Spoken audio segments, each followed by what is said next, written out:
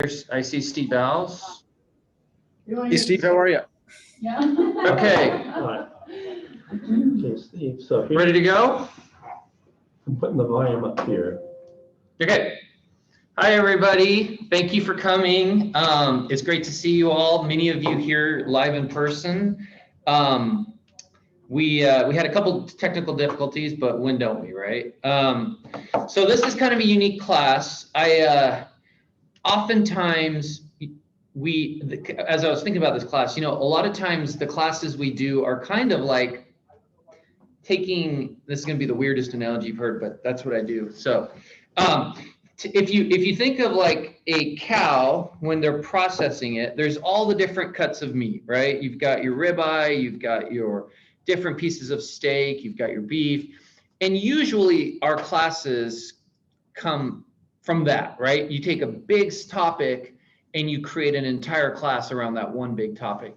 Well, today, in my mind, this class is sort of like all the leftovers that you make a big stew out of, right? It's all the stuff that might be a little bit smaller, that isn't quite ready, something you have a whole class about, compiled into one class where we go, here's just some random observations and varying, freestyle thoughts and ideas about things, and it was presented as mistakes, but obviously there's a flip side of that, things to do.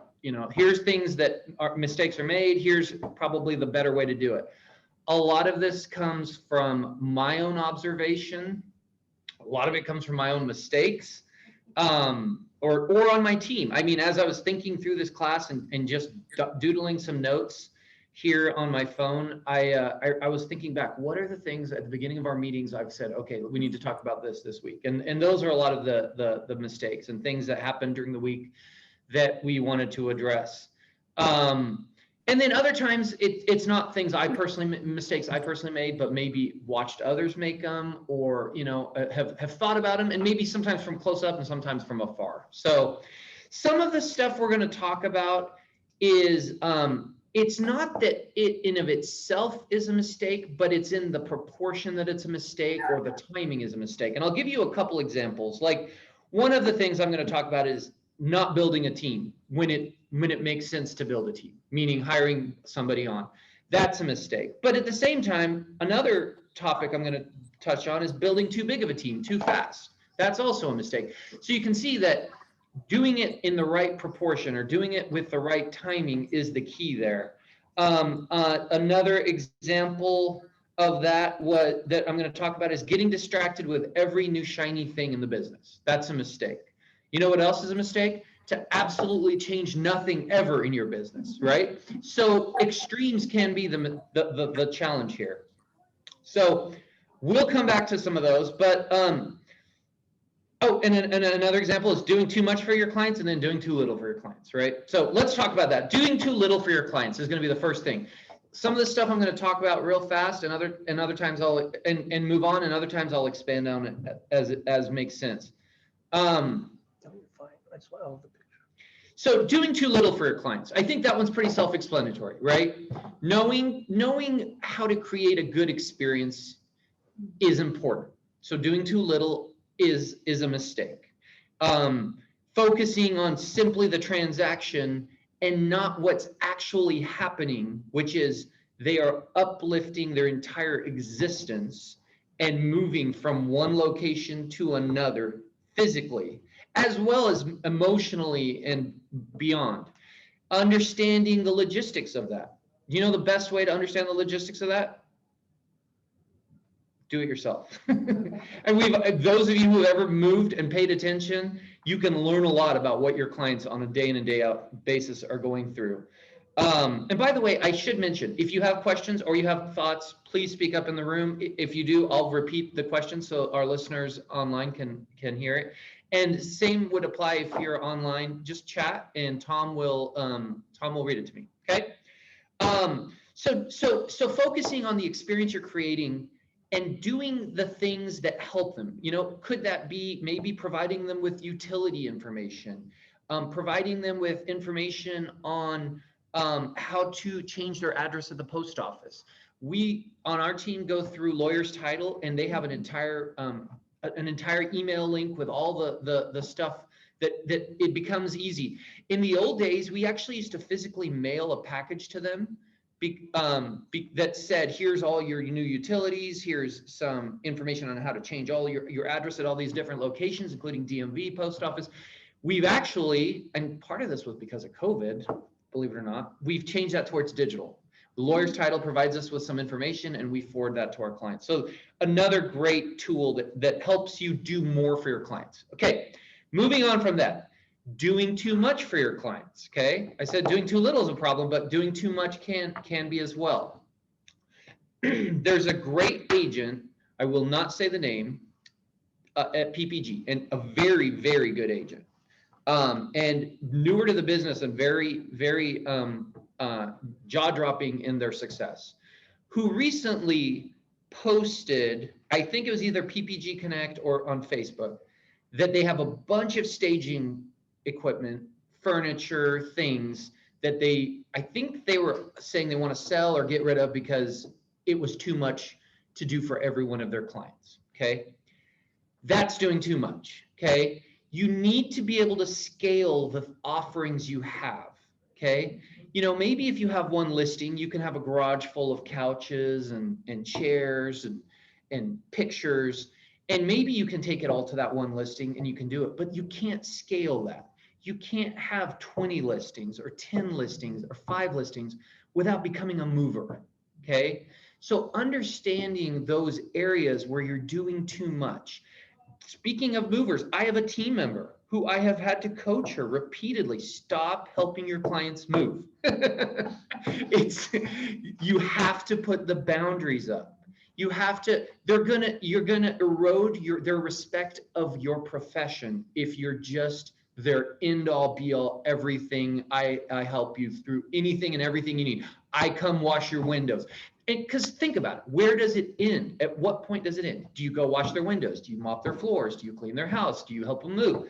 That's understanding you're doing too much. Now, let me tell you what does work and what does scale.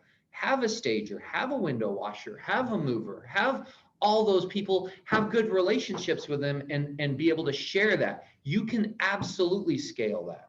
And I'm living proof of that. With as many listings as we have, every one of our clients is getting all of those services, but it's not from us, if that makes sense. Mm-hmm. A big mistake I see from agents is they err on less marketing. They err on less marketing or doing less for the listing. Meaning, hey, I think this is going to sell fast. Why would I do a fancy video? Why would I do 3D? Why would I do a nice shiny 24-page brochure for this house, a book for this house? Why would I stage it? Okay.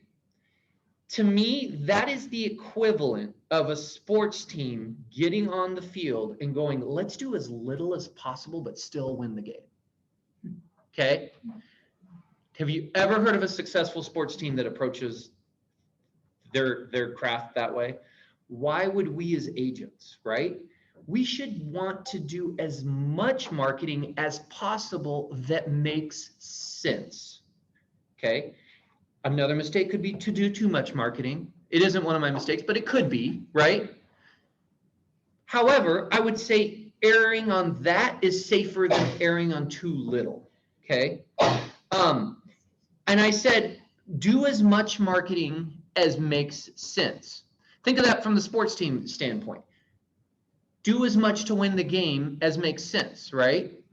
Obviously, you could do too much. A sports team could go way overboard in areas that don't make sense.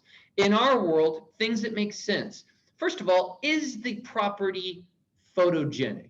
Okay, you shouldn't do a super fancy video or a super fancy Matterport if it's an ugly house. Okay, we all agree that you probably should pull back and do as much as makes sense.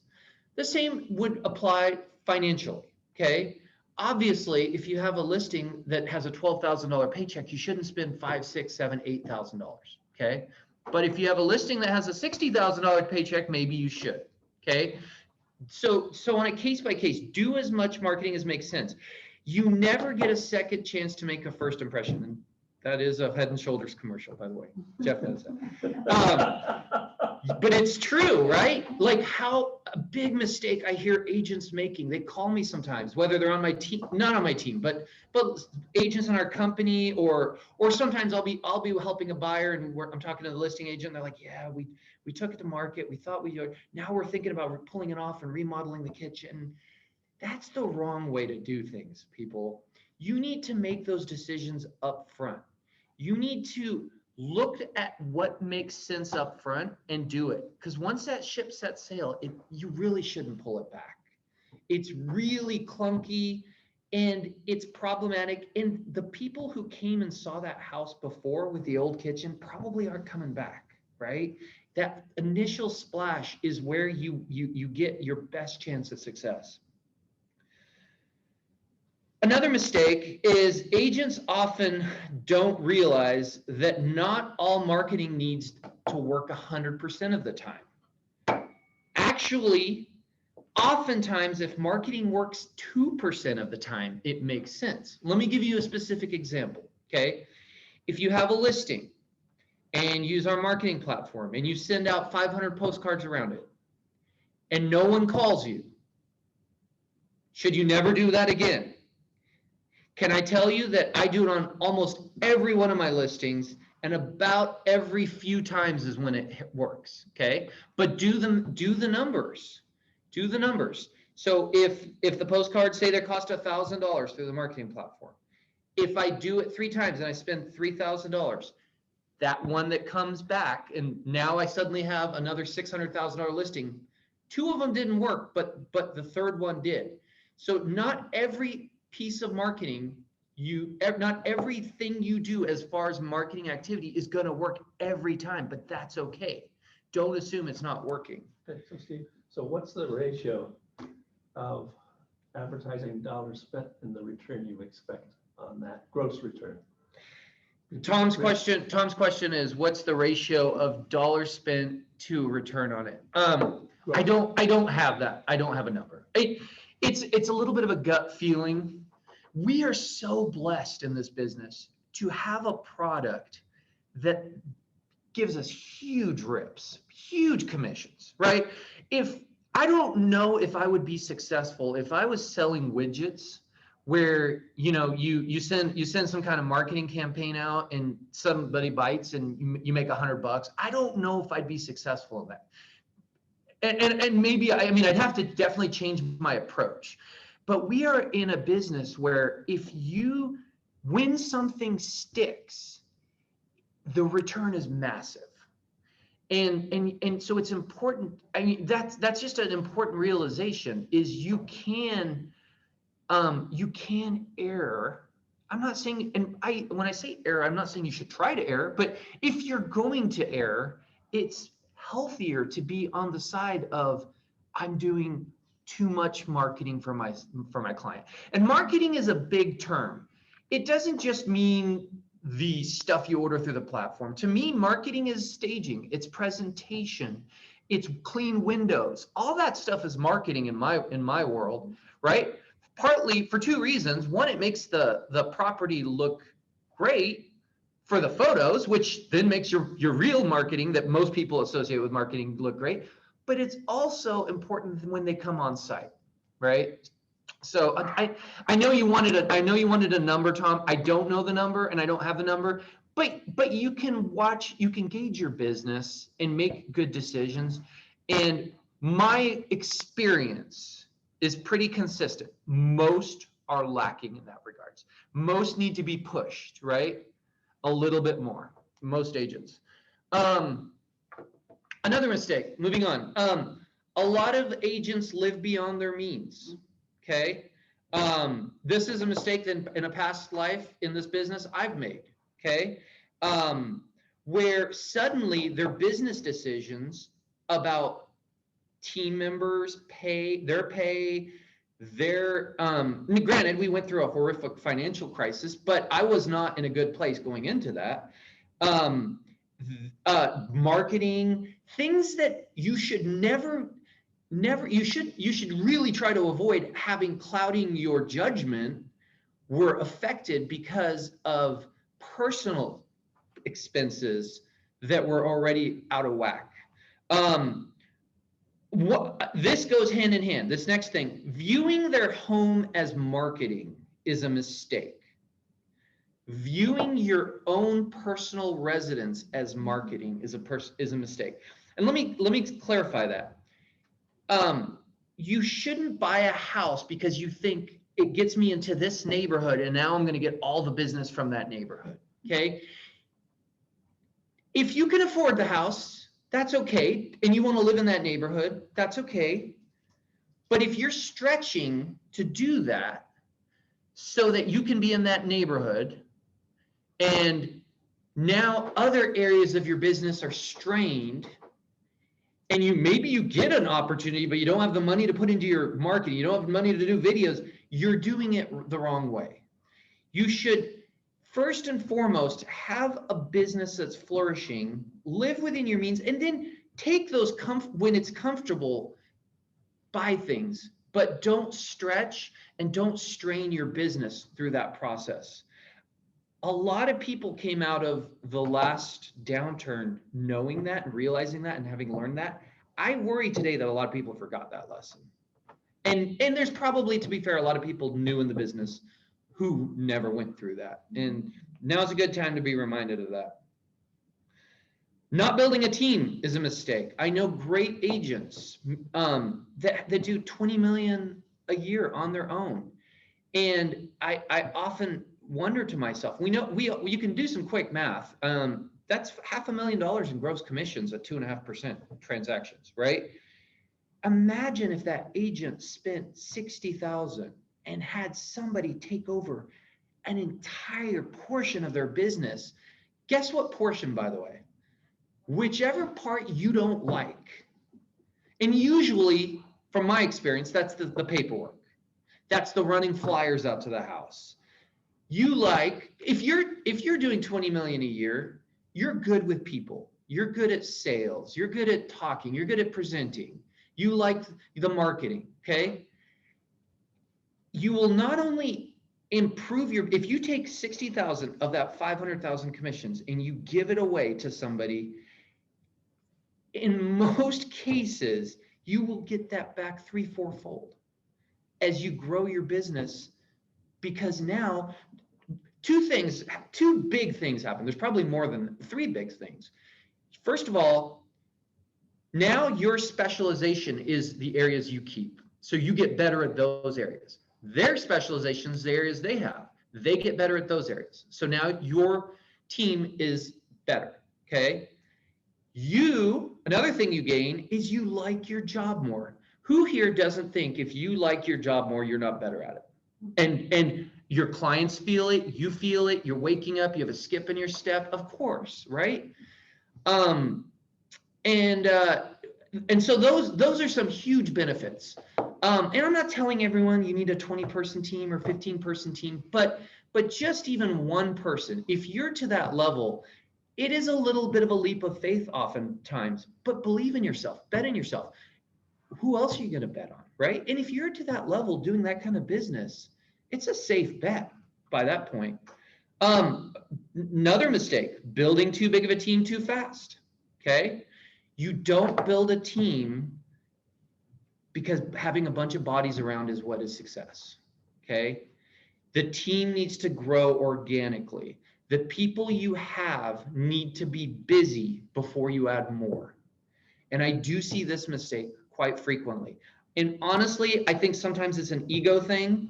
I think they want a picture with a bunch of people in it and go, hire me. I think, and by the way, I think that's a mistake too, getting a team picture. I've seen a lot of agents over the years who get a team picture and 3 months later, they're getting another team picture. You know why? You can have a team and you can put all their individual faces on your marketing or on your website. If that team picture is so important, just be prepared to take a lot of pictures because stuff's going to change. You're going to add somebody, you're going to lose somebody. It just happens. Just leave out the helicopter and the Rolls Royce. Yeah, So building too big of a team too fast, and I'm going to get to systems here in a second, but they are so important to building a team, because you can have people just bumping into people on a team where they don't know where their job starts and yours starts, or they begin and you end. And really the way to do that is to have a detailed system, even if it's just you, right? Let's just transition. Actually, that was my next, not systemizing their business. That goes hand in hand with having a team and being successful in the business. There's few things, you can be a great agent that does a few houses, maybe 10 a year if you have no systems, maybe a little bit more even, right? But your life is chaotic. Let's be clear.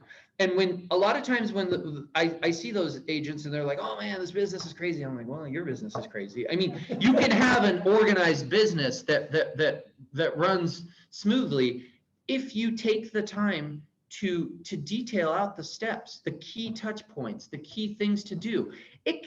You can, there's a variety of ways to do this. I mean, it could be a simple Word document. It's a checklist. Hey, step one, I mean, the key two things that I think are an absolute minimum when it comes to systems is a system for onboarding a new client.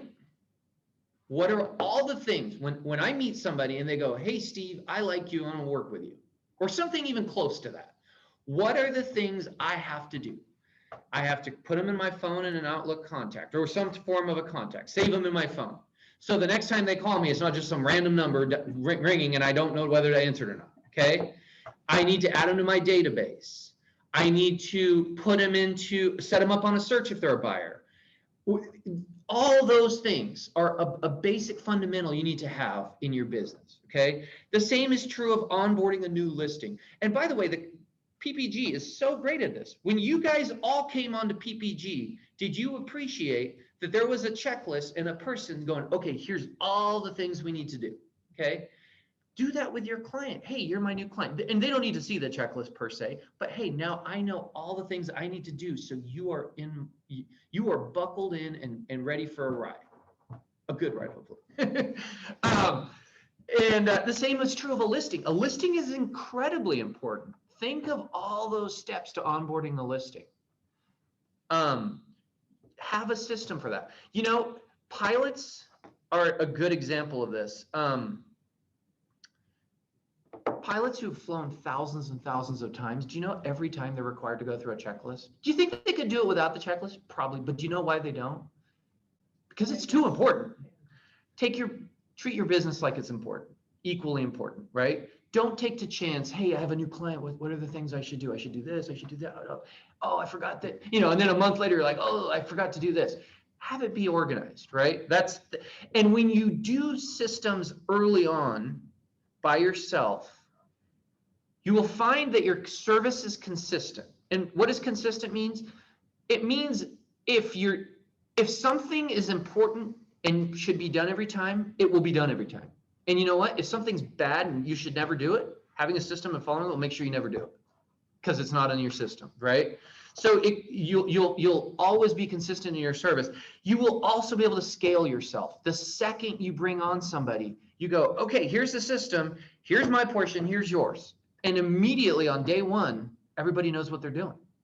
I mean, there's always acclamation, make no mistake, and there's always things to say, things to be improved. But the more you improve that system, the more you're improving that business. And I would encourage people to realize that system is your business. It is the bones of the body of your business. It's the skeleton.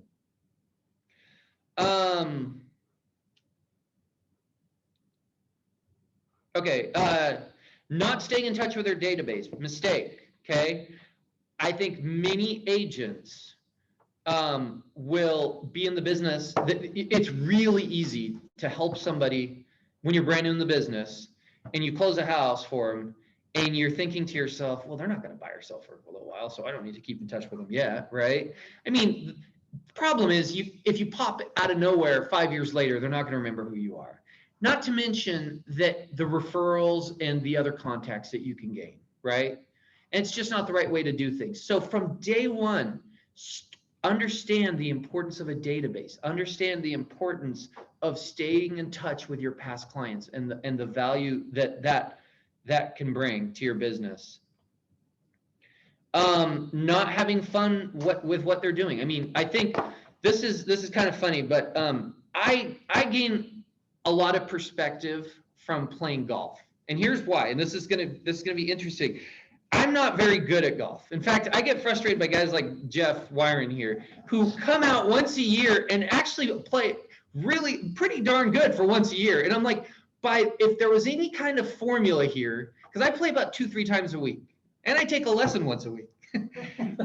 But I'm like, if there was any fairness formula here, I should be way better, right? But it gives me humility towards the business too, because it gives me perspective. I get there's different talent levels in this business. There are people that are the equivalent of me in golf, right? They probably show up every day and they do things, and it just doesn't get as easy as others who might just kind of waltz in and that things work well for them, right? So here's what I've appreciated about golf. Have fun doing what you're doing, okay? There's a lot of reasons why that's important. One, it'll move the needle as much as it can be moved. In other words, you're never going to take me and put me on the pro tour. Even if I quit everything else and played golf every day and took lessons every day, I'm never going to be on the pro tour. But playing more, having fun, you move the needle a couple degrees, right? And the same with those in this business. Work hard, have fun, and enjoy what you're doing, and find the parts that you enjoy and embrace them. And a lot of times that's the people interactions, right? This business is brutal if you're not having fun where you can. So I think it's really, really important in that regards. What's your handicap? It's like 16. That's not 16. It's 3 times a week and a lesson once a week. You're playing too much. Let's see.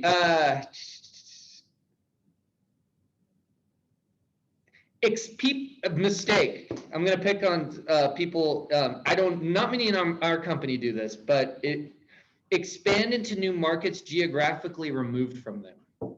This is a fad that's been in our business for some time, and I've never fully understood it. And I'm waiting for it to crash down and everybody acknowledge, okay, that was a dumb idea. And I have individually one-on-one talked to people who did it and go, yeah, it was a dumb idea. But there's still a lot of people that do this. And this idea is that I'm in, Portland, Oregon, and I'm doing 15, 20 million, and now I'm going to Boston.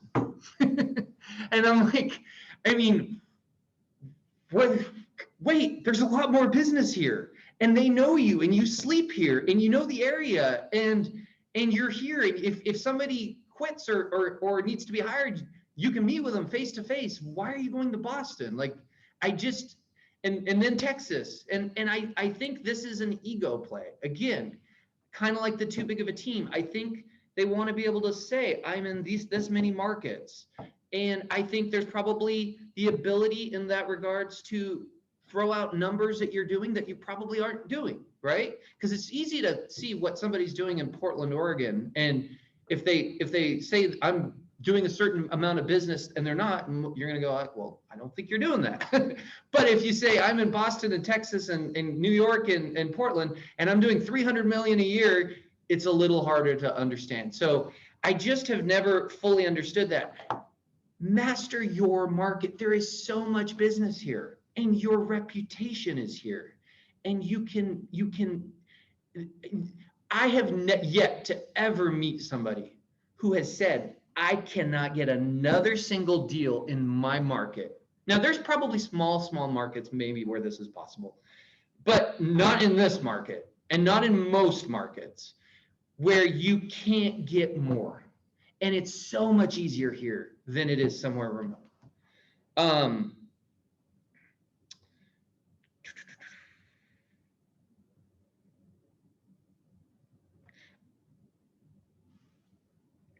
A mistake is getting distracted by every new shiny thing. I mean, I think that's pretty self-explanatory. I don't think I need to explain that. I mean, but the counter mistake is never changing anything you ever do. Okay, that's also a mistake. Understanding that success comes from buckling into a task. Do you know that I was in Luxury Home Magazine for 3 years before I got my first call that said, "Hey, I saw you in Luxury Home Magazine. We're looking to sell our house." Okay. Do you think if you put one ad in there one time and your phone doesn't ring, maybe you're not giving stuff enough time? That's true of so much in what we do in our business. Things take time oftentimes with regards to reputation, with regards to, getting, same would be, perfect example would be calling your database, right? It'd be easy to have a Monday night where you spend 3 hours calling your database and you go, well, that didn't give me any leads. Try doing that for a year straight, and I bet you'll find a different result. So chasing the shiny thing is doing it once and going, okay, that didn't work. What else could get me business? But of course, like I've said several times, not changing anything we do is also equally detrimental. Understanding that feel touch of when, and there are tasks and activities where you, to quote Mr. Wonderful from Shark Tank, you just need to take it out behind the barn and shoot it, right? There will be times, and knowing when that's right. If you watch Shark Tank, there's times where they need to keep working the business, and there's times where it's no, and it's it's our job to look at our businesses and understand those activities that fall within that. So you're talking about the ideas, not the agents, right? Taking them back behind them.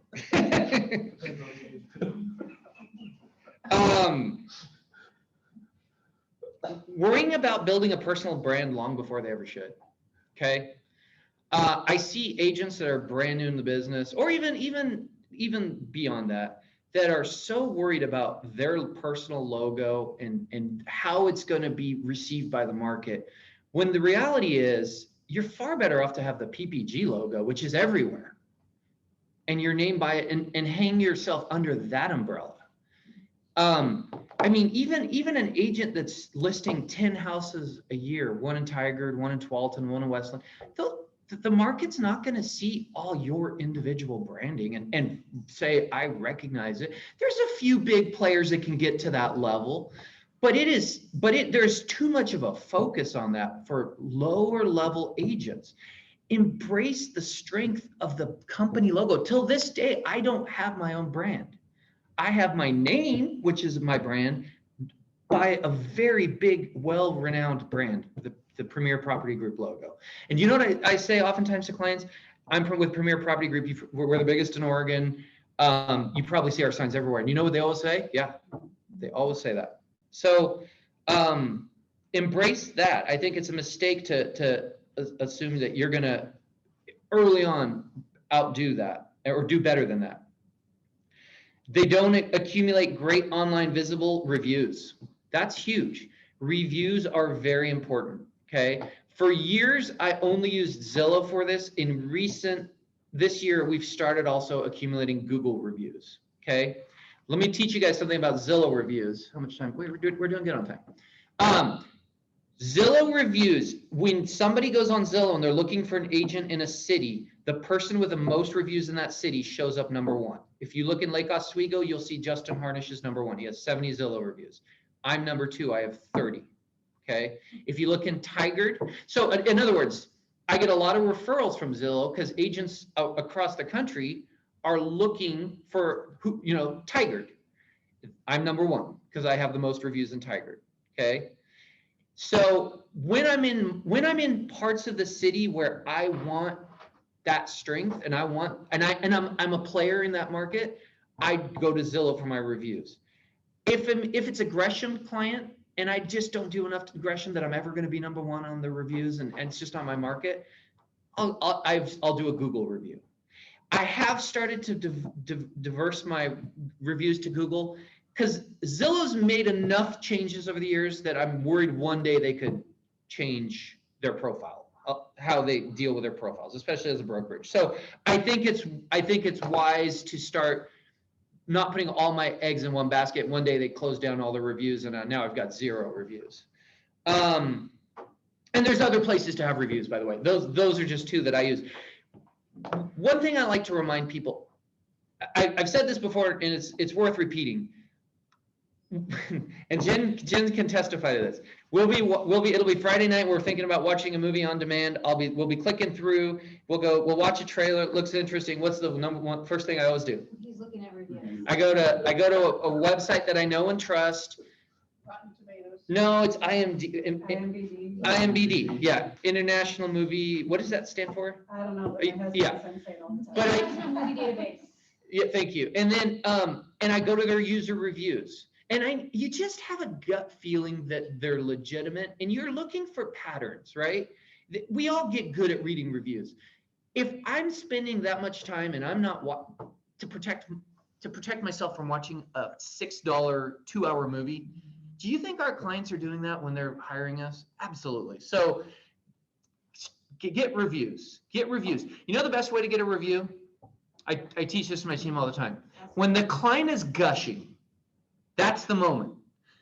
And if they're not, maybe you don't want a review from them, right? I mean, we have that moment where a client says, oh my gosh, Steve, you did this, and I'm so happy. And, it's usually towards the end of the transaction. I go, hey, by the way, would you do me a huge favor and forever put that in writing in a place where future clients will see that? I'll send you the link. You don't have to do anything. Just click on it and spend 5 minutes.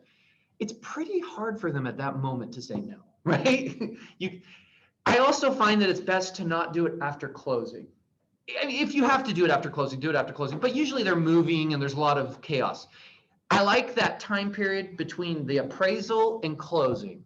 Appraisal's back, value's fine. There's no more real gotchas that could mess up the transaction. Yet there's still a week or two usually to close. And so that's a great time period. And usually you're calling them, you're going, hey, we're on the home stretch. And they start thanking you and gushing and ask for a review.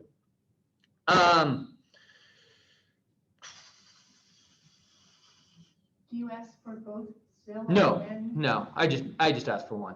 Yeah, good question. Yeah, and I think for a couple different reasons. If people are looking both places, it looks like you're stacking. You don't ever want anything that looks disingenuous. Plus, it's just annoying. Like, here, put it in 2 places. I've been seeing some emails come through about some organizations that will take your reviews and shoot them out to a variety of those different websites. Have you seen or heard of any of those yet? I have seen and heard of them. I don't do it. Yeah, good question. I like this one. I want to talk about this one. A mistake agents they don't realize that genuine confidence is what ultimately wins business. They don't realize that genuine confidence is what ultimately wins business. If we did a polling and we reached out to the 100 best real estate agents in all of America, in all of the United States, we would find one does this, one does that, one does this, one does cold calls for sale by owners. There's going to be a whole slew of different approaches to things. The one commonality they'll all have, they're incredibly confident. They know that when I'm in front of a client, they're going to want to work with me, and rightfully they believe, and if they do, they're going to have the best experience. Okay? Understand that, because I think if you understand that, it will shape decisions you make, not only in your business life, but in your personal life. Okay. In your business life, you want to take classes. You want to get educated. You want to be familiar with your product. You'll prepare for presentations. If you have your first listing, in a certain neighborhood, you'll drive the neighborhood. You'll do your research, and you'll show up with more confidence. Okay.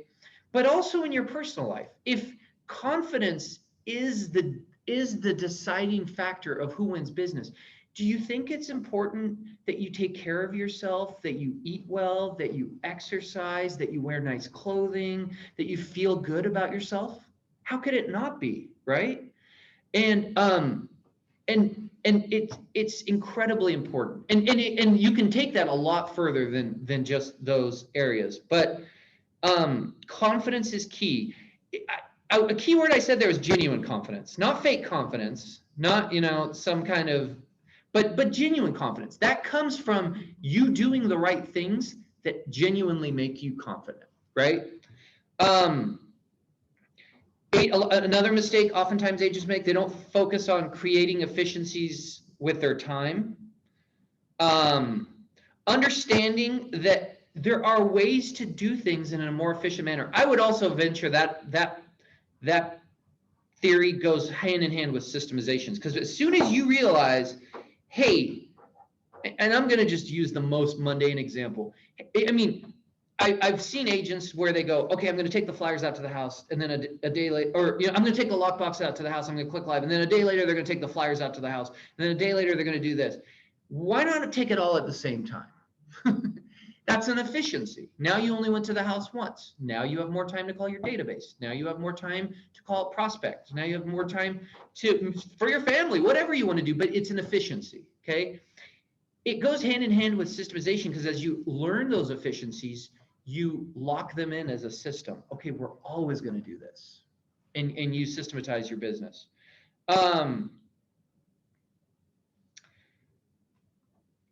I'm going to go a little bit quicker on some of these. I still have a few to cover, so we're going to call this lightning round, right? Because I'm watching time, where I just say the thoughts and I don't speak as much about it, but and at least I said it versus expounding on everything and leaving out a bunch. Raising prices on an active listing is a mistake. Sellers want to make it. You shouldn't. And there's all sorts of cockamamie ideas as to why. Now, the legitimate one would be we did a massive improvement, okay?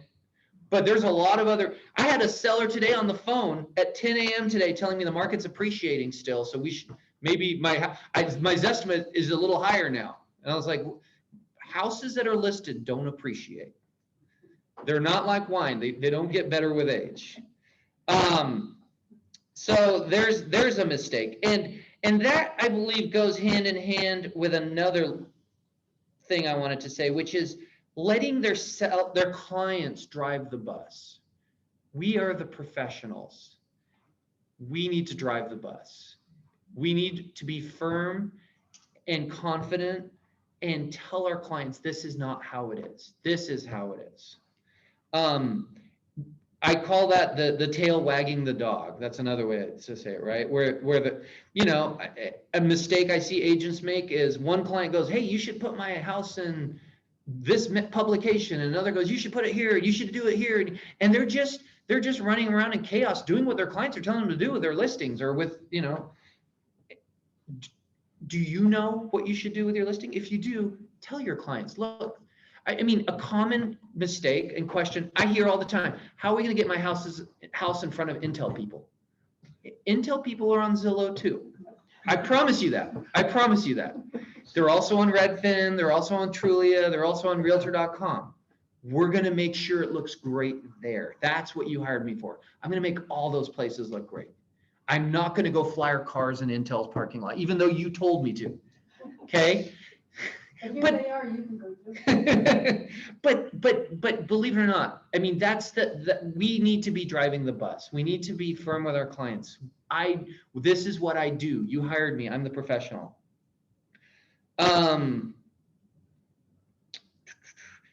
Rush a listing to market and then decide they have more work to do to it. We talked about that.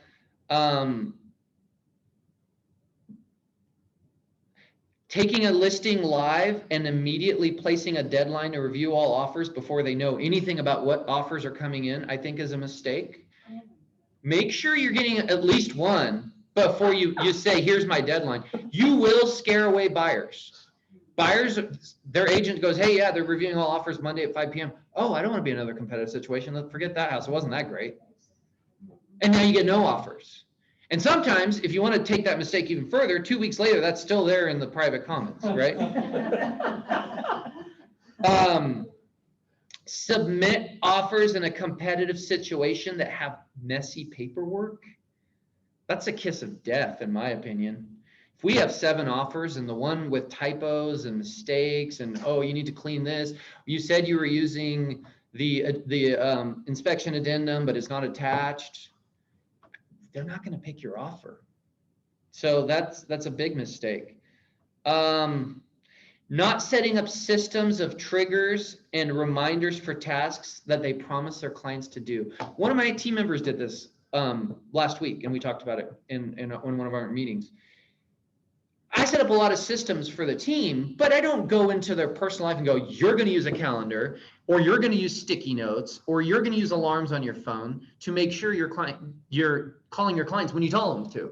Your client says, hey, I'm busy right now. Can you call me at 3 o'clock? Guess what you should do? Call them at 3 o'clock.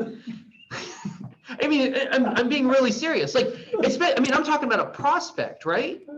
You should call them at 3 o'clock. So be organized. Understand what that looks like. What does that work? What does that mean for you? In my world, I'm setting an alarm, and I'm not exaggerating. I'm probably also putting a sticky note on my desk, and I'm putting it on my calendar, because any one of those could fail. But I'm gonna call that client at 3 o'clock that says, hey, I'm getting ready to list, and I want to talk to you, but call me at 3 o'clock.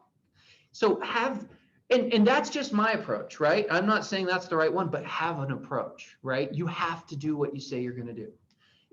When you, and it doesn't have to be the client telling you. If you call someone and they say, hey, call me back next week, call them back next week.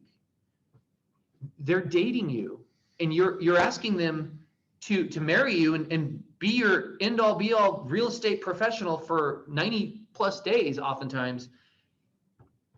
Date well.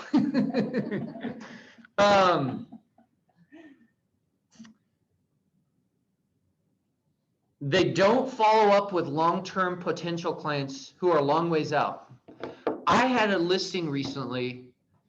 It was a very nice house in Tualatin. We sold it. We went up three offers over asking price, closed at 940 in a nice neighborhood. It was kind of a record for the area, but it was a gorgeous house. I kid you not, I followed up with that person for 3 years. He initially came in, we talked, he got hot, said he was moving out of the area, then he cooled off. I called him 6 months later. He said, and each time, now I'm not telling you to keep calling people that say I'm not in the market, but each time he said, hey, Steve, you know what? We're on hold for this reason. We're thinking next fall, okay? And I had a system where I made sure he came back up, Boomtown or KV Core or your CRM or whatever you have, but have one. And I kid you not, I called him 20 different times over the course of 3 years. Do you know why he hired me? He said, Steve, your follow-up was amazing. You're a true professional, and you did what you said you were going to do, and I want to use you. And he knew a lot of other people. And I single-handedly got that transaction because, so not everybody's a buyer and seller here and now today. And if they're not, but you think there's a chance they will be in the future, make a note and call them at key intervals along that way. You'll be amazed with what that brings you. A mistake is agents give away client commissions to clients too easily. I have an agent on my team. It's also the one that helps people move. She's an amazing agent, just killing it. But that's her Achilles heel, is she's too quick to give away commissions or buy a warranty or stuff. And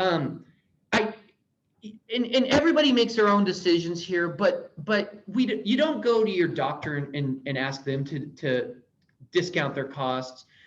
We are professionals. We're valuable at what we do. Now, let me say that if I make a mistake, and this happened a year ago where we thought some furniture was going to be in the transaction that wasn't, and we gave a discount to a client on the listing side because of the mistake we made. It was several $1,000s. I'm not talking about that. I'm just talking about, for no reason whatsoever, they want you to pay the bill. These are clients who've made hundreds and hundreds and hundreds of $1,000s of equity in the last few years. We are serving a valuable purpose. The bank account that our commissions are in should have a steel door and be closed shut, and only be opened on certain occasions, very special occasions. And I think, and by the way, the second they realize that steel door has hinges and opens, watch out. I mean, if you do that in the first round of negotiations, here they come again for repairs and all sorts of other stuff. So And another mistake agents make, and we're right on time, and this is my last one, they don't realize that one of the biggest values we bring our clients is our relationships with our service providers. You aren't just bringing yourself, you're bringing everybody you know that can help through that process. You're the quarterback, yes, you're the most important person, but you have an entire team with you. And I'm not talking about my kind of team and people that work directly for you. I'm talking again about those window washers, your contractor, your plumbers, your lenders, your title, your escrow officers. All those people are what create a great experience. And having the resources available. A big mistake, I think, is to treat those vendors like they're vendors. Treat them like they're allies. Treat them like I have a contractor who's my right-hand contractor. He is one of the most influential people in my business because anytime I have a question about how something works, I call him and he answers. I could probably dial his number right now and he'd answer. I send him inspections reports and I'm like, what is this? He goes to the house, on and on and on. I would say over half of his business comes from me. Do you know what? I take him to Blazer games. He has never done anything for my business. He's never taken me to lunch once. I wine and dine him. And I think that's a different mindset, right? A lot of times we're like, well, this carpet guy got 3 transactions from me in the last month. They better be appreciative. I mean, we want that, and it's a healthy relationship if they are. I'm not saying they shouldn't, but take care of your service providers. And thank them well for them. Absolutely. Any other thoughts here? Questions? We're right on time, even though we were late. I just talked to Lacey. She's extended it. If we have questions, a little more interaction time. I gotta go. Great job. Thank you. Any questions in the chat, Tom? No, we're good. But why don't you talk about work-life balance and finish with that? Am I qualified to talk about that?